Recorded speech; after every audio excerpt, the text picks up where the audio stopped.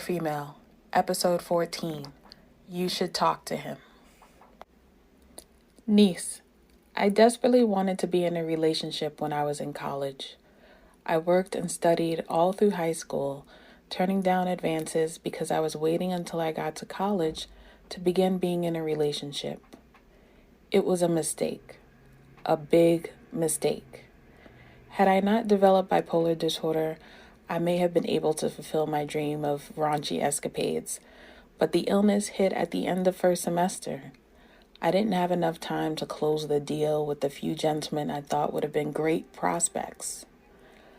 Fast forward to post-bipolar disorder, over 200 pounds and deeply insecure, I still desperately wanted to be in a relationship.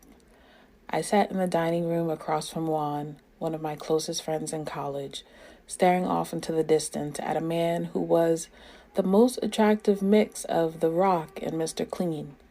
A shade or two darker and covered in crimson, he was someone I thought I might have been able to get with, had I kept my 120-pound frame and taken the time to keep my hair in check. From very young, I always felt like wearing my natural hair was the best thing to do, but I went through my weave and extension phase.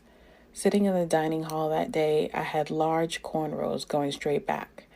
Everyone said they looked cute on me, but I always thought people were just being nice. Either way, I took the compliment. I realized as I stared at this man getting his food and drinks that I did not know his name. I thought it might be easy to find out since he was a football player, and even the cheerleaders were well known. No one would suspect anything if I asked about him. I always wanted to date the quarterback of the football team. I knew nothing of football at the time, so I didn't know that he was not the right build for a quarterback, more like a defensive player than someone on the offense. Lost in my thoughts of what it would be like walking through the square together, I heard Juan say, "You should talk to him." It took a minute to process what he was saying, and then I looked at him as if he told me I could fly. "You think he likes crazy women?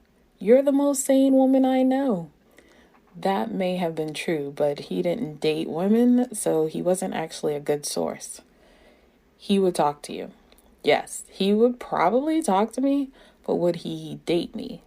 Only one way to find out. I have no idea what to say to him. Ask him about football. I know less about football than you do, and you just moved to the U.S. a few years ago. He could teach you. Guys love teaching women stuff. They don't want you to know anything. That doesn't sound right. You live in the same house. You should be able to think of something. But I didn't think of anything. I was alone and would be alone for quite some time.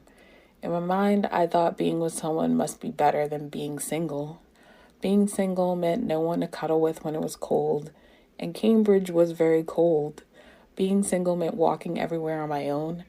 Late at night after work, I had no one to call to walk me to my dorm. Cambridge was extremely safe, but even so. Graduation came and went, and still I was flying solo. I kept thinking back to high school and how I realized too late that I'd missed my opportunity to experience a relationship early on. I always felt that if I had just gotten started back then I would be coupled up now because I'd have the experience. And I find experiences to be the most valuable part of life. If you're not having experiences, then you're not living. So I live with that regret. And regret has a way of eating you up inside. It's the hardest thing to live with, and it's the hardest thing to get over. Have I lost all hope of ever ending up in a relationship? No. As long as I'm living, there's still a chance. I heard a man was married at the age of 95 to a woman who was 93. I'm not sure I'm going to live that long, but you get the point. Being single is not the worst. I do have my peace of mind, which I highly value, but sometimes having someone drive you a little crazy can be a good thing too. Until next time, this is your Aunt Sia saying, stay strong, stay healthy, and know that you are loved. We can learn together, we can grow forever. Hey, it's the best kept secret. We can learn together, we can grow forever. I am not my hair, I am not my skin. I am a vessel of love and soul within. I am black bipolar female. I am black bipolar female. I am not my hair, I am not my skin. I am a vessel of love and soul within. I am black bipolar female. I am black bipolar female. Let me tell you where I've been, who I am, what I do, where I stand, how I live, what I think, what I love, what I am. Black bipolar female. Yes, man, many questions you could ask. What I don't know I will pass. I will help you understand all the ups, all the downs, all the smiles, all the frowns, all the whys, all the hows. Walk the journey with me, the road is full of wows. We can learn together, we can grow forever.